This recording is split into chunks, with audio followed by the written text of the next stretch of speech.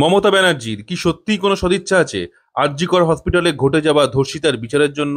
আর যদি থেকে থাকে তাহলে তিনি কেন কপিল সিব্বল সহ আরো 21 জন হেভিওয়েট লয়ার দাঁড় করালেন নিজেদেরকে ডিফেন্ড করার জন্য?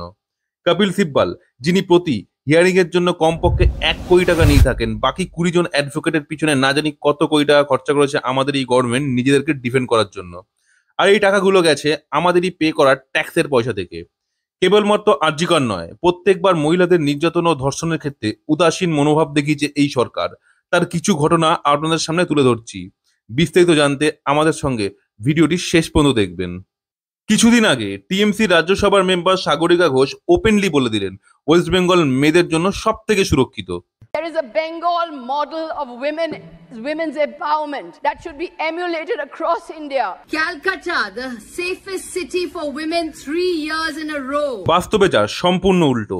As per national crime bureau, West বেঙ্গলে 2019 থেকে 2020-তে 20% ক্রাইম এগেনস্ট ওম্যান বৃদ্ধি পেয়েছে, ইউপিতে 70% কমেছে।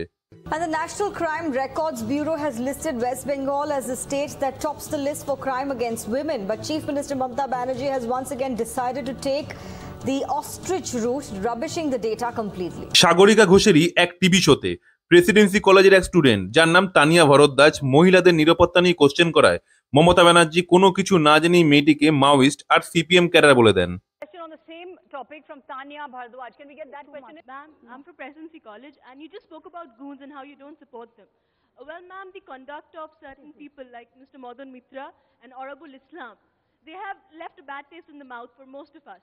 It has disturbed us, and people in power should be acting in a more responsible way, ma'am. I must tell you, you are a CPM cadre. তৃণমূলেরই ex member of parliament Tapas Pal প্রকাশ্যে জনসভায় বলেছিলেন তিনি ছেলে ঢুকিয়ে রেপ করাবেন।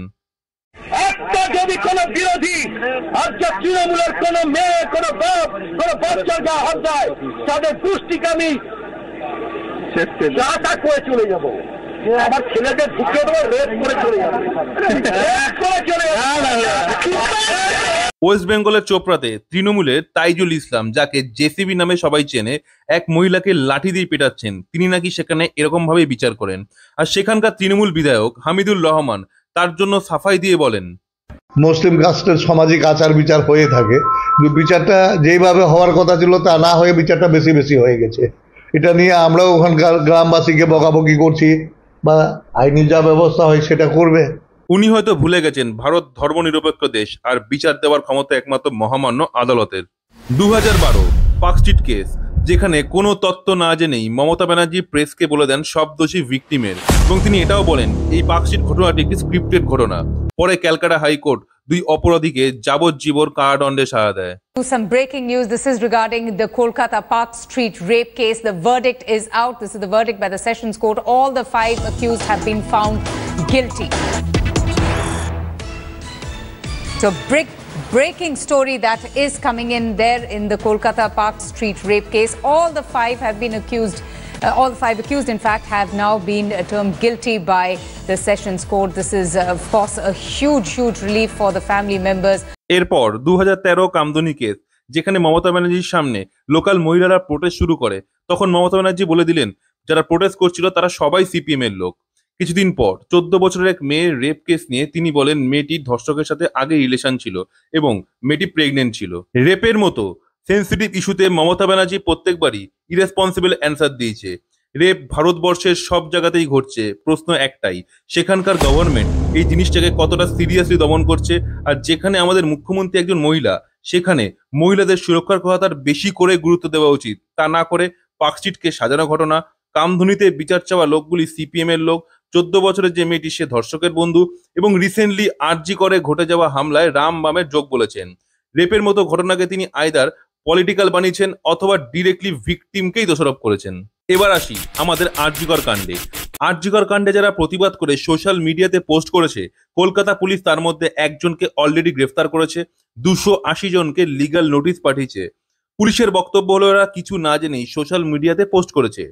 এত তৎপরতা কলকাতা পুলিশ যদি 14ই অগস্ট রাজে দেখাতো, তাহলে হয়তো সামান্য কয়েকজন দুষ্কৃতী আর.জি. কর হসপিটালে ভাঙচুর করে প্রমাণ লোপাট করার চেষ্টা করতে পারতো না। আর এই জন্যই সুপ্রিম কোর্ট আর.জি. কর হসপিটালে কলকাতা পুলিশকে সরিয়ে সেখানে সেন্ট্রাল ফোর্স নিয়োগ করেছে। বারবার সুপ্রিম কোর্ট আর.জি. করের নিরাপত্তা নিয়ে কোশ্চেন করেছে। The doctors are on protest.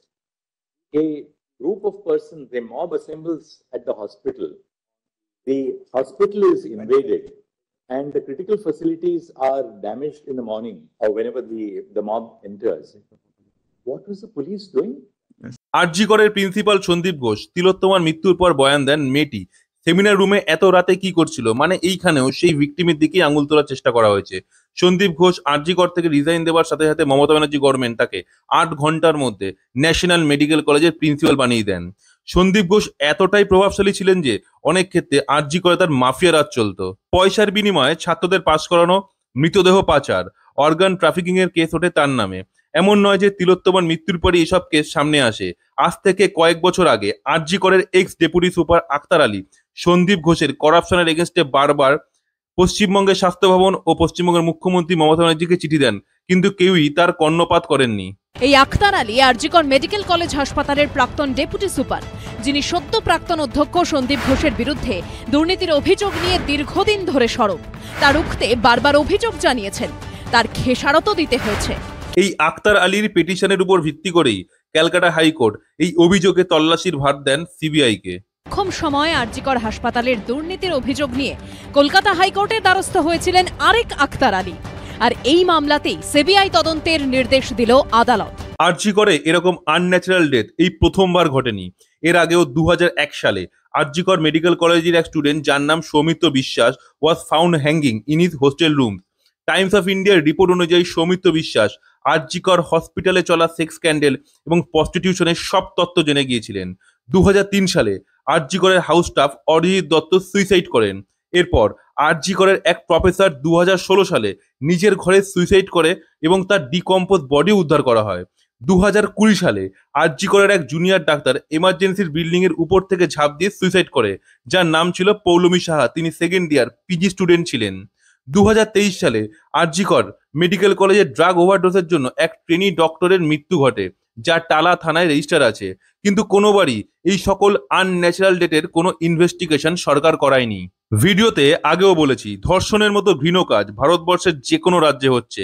মাথায় রাখতে হবে সেখানকার রাজ্য পুলিশ ও প্রশাসন কতটা কঠোর মনোভাব নিয়ে সেটার মোকাবিলা করছে। তিলোত্তমার মৃত্যুর পর কলকাতা পুলিশ তার বাড়ির লোককে বলে দেন এটা সুইসাইড, এবং তার বাড়ির লোককে 3 ঘন্টা ওয়েট করায় এবং তার ডেড বডি তড়িঘড়ি সৎকার করে দেয়। এইখানেই প্রশ্ন ওঠে কলকাতা পুলিশ কমিশন বিনীত গোয়েলের ভূমিকায়। একটা জিনিস মনে করে রাখি, কামদুনি কেসে সিআইডি ইন্সপেক্টর জেনারেল ছিলেন এই বিনীত গোয়েলই, যার জন্য কামদুনি ধর্ষক কোর্ট থেকে মুক্ত হয়ে ঘুরে বেড়াচ্ছে।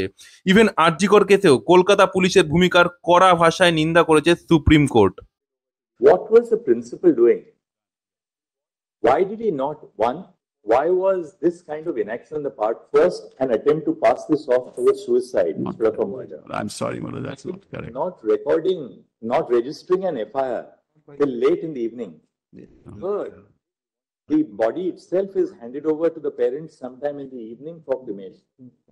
তিলোত্তমার ঘটনার পরও ঝাড়খণ্ড, মুম্বাই, দেরাদুন, ব্যাঙ্গালোর, ইউপি, এমপি, উত্তরাখণ্ড, বিহার, ওড়িশাতেও ধর্ষণের মতো ঘটনা ঘটে চলেছে। রাজ্য সরকারকেই দোষারোপ করলে হবে না, আমাদের প্রত্যেকের দায়িত্ব পলিটিক্স অফ রেপকে বন্ধ করা। প্রত্যেক 5 বছর অন্তর আমাদেরই ভোটে রাজ্য বা রাষ্ট্রের সরকার গঠিত হচ্ছে। 2024 সালে সংসদে 46% এমপির এগেনস্টে ক্রিমিনাল কেসেস চলছে। এর মধ্যে 170 জন এমন মাননীয় সাংসদ আছেন যাদের এগেনস্টে rape, murder, attempt to murder, kidnapping এবং ক্রাইম এগেনস্ট ওমেনের মতো চার্জ রয়েছে।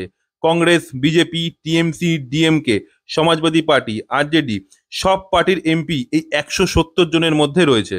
তাই এরপর থেকে ভোট দেওয়ার আগে যে কোনো পলিটিক্যাল পার্টির ক্যান্ডিডেটের ক্রিমিনাল ব্যাকগ্রাউন্ড আছে কিনা তা চেক করেই ভোট দিতে হবে। সবশেষে একটা কথা বলি, মমতা ব্যানার্জি, যিনি ওয়েস্ট বেঙ্গলের মুখ্যমন্ত্রী, হোম মিনিস্টার এবং হেলথ মিনিস্টারও, তিনি এক প্রোটেস্ট র্যালি বের করেন আরজি কর কাণ্ড নিয়ে। আমাদের কোশ্চেন একটাই, এই প্রোটেস্ট র্যালি তিনি কার এগেনস্টে বার করেছিলেন? আমাদের এই উত্তর জানা নেই। আপনাদের যদি জানা থাকে অবশ্যই কমেন্টের মাধ্যমে আমাদের জানাবেন।